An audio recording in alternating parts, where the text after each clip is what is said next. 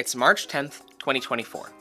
Today, many teams of dozens of students each have gathered in Centennial College to compete in an FRC competition.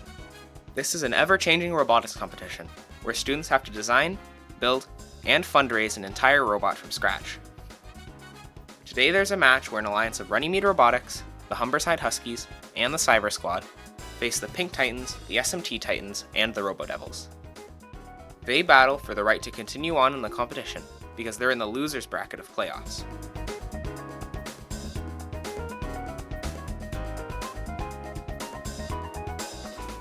The Red Alliance loses the match, and they drop out of the competition. This video is about one of those teams. Team 1310 has just had a terrible competition. We're talking about everything breaking, being at one of the worst ranks that you could ask for, and dropping out of the bracket at the very first opportunity. So how did we get here?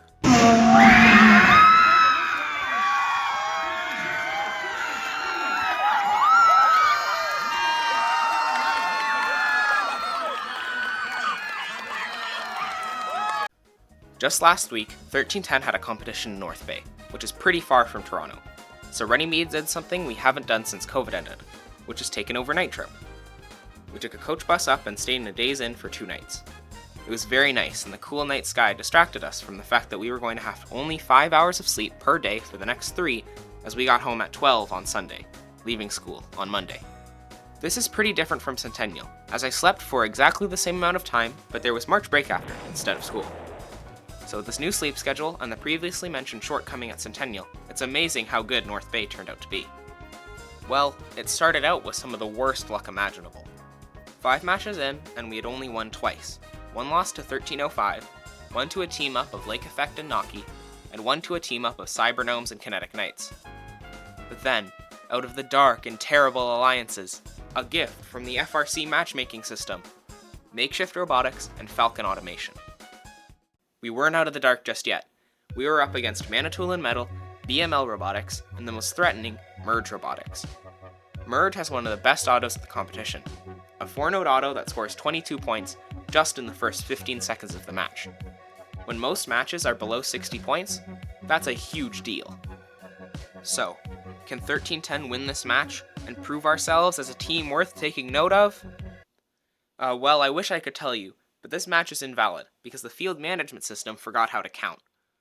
It said we had only scored 9 points, but that only accounts for the first note in auto and 2 robots leaving the starting area, also in auto.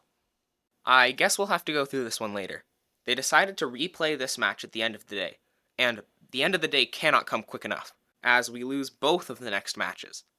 At the end of the day, we've only won 2 matches out of the 7 that we've played. Now we get back to the cancelled match. Drivers behind the lines. 3, 2, 1, crescendo!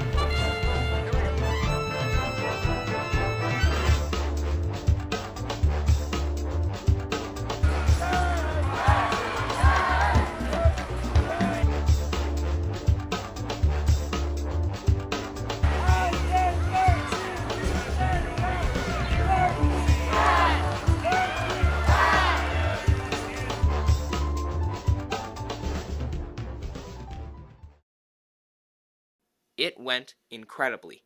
The Alliance scored 82 points, meaning it was the first time 1310 has ever scored more than 80 points on an Alliance.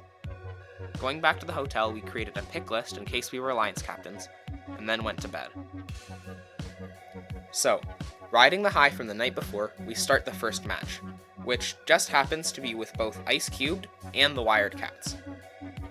So it was pretty easy to just play our game and win the match, even though the other alliance had some pretty powerful robots in Warp 7 and C4. Then, just like before, we are paired with an incredible alliance, the Chargers and Max Tech. The Chargers have an amazing bot that's built to amplify others, which if you'll recall, more than doubles points from notes scored for the other robots.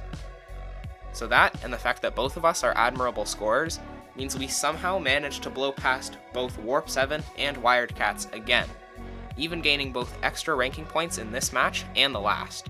Then we lose the next 2 matches, but let's not talk about that. Let's instead talk about the fact that we ended this competition at rank 13.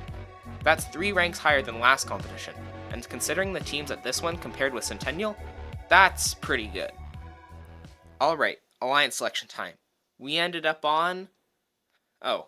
were the first pick by Alliance 7. So we're right back where we started, huh? If you don't recall, 1310 ended up in the exact same spot that we have here today, and we lost twice, back to back, and got knocked out in the first round. So, who are we with this time?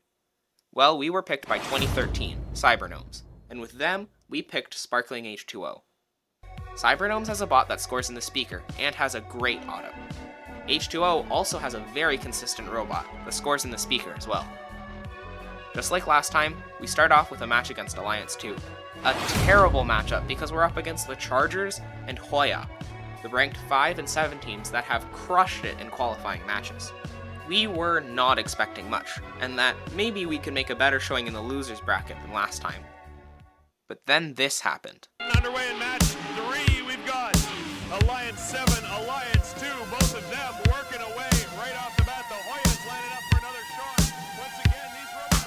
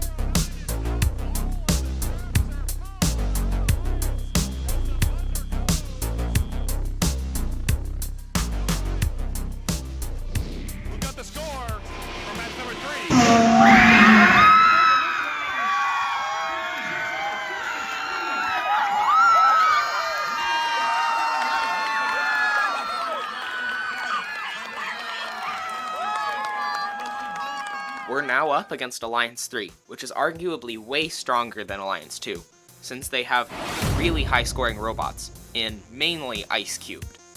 And 3, 2, 1, crescendo! We are in the upper bracket, so both of these teams just want to avoid dropping down any lower.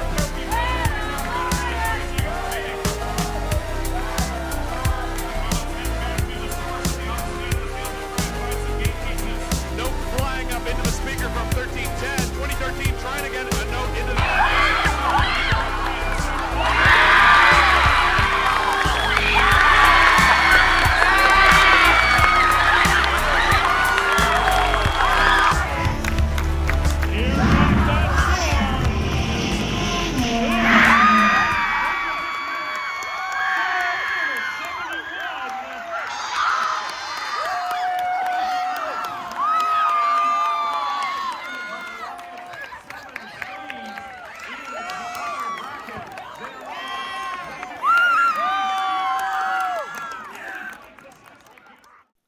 But with that amazing win, we had to come back to reality.